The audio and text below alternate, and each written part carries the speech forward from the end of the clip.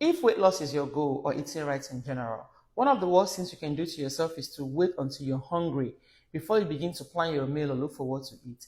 This is one of those days where I'm hungry and I didn't prep anything, so I had to quickly whip up this.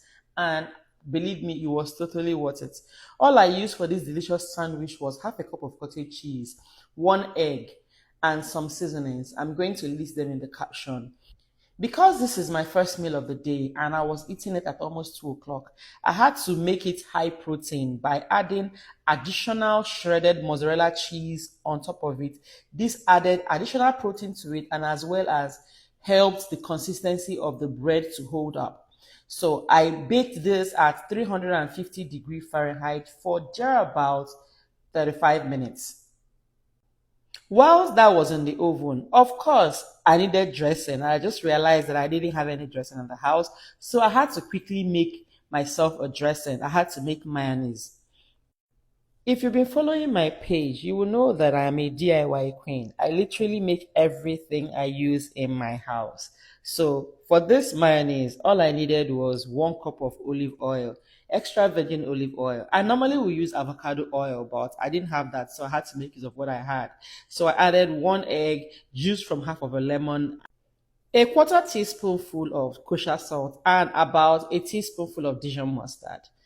This is going to give you that tangy taste that your mayonnaise will normally have, right? So I had to go in with my immersion blender and blended it for there about 30 seconds. I would recommend you hold your immersion blender all the way down, start blending from the bottom and bring it up slowly. This is how it came out. I only blended for about 30 seconds.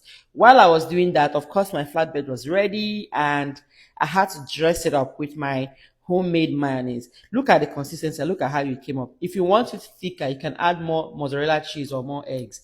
I wasn't worried about adding more mayonnaise to this or dressing it up with additional mayonnaise because one, eating at about almost 2 p.m. I was already in calorie deficit anyway, and moreover, I made this mayonnaise myself, so I'm not scared of all the preservatives or anything that comes in with the store-bought type of mayonnaise. So I added some spinach and some sliced corned beef, top to top with tomatoes and avocado. Really and truly, you can dress this up the way you want.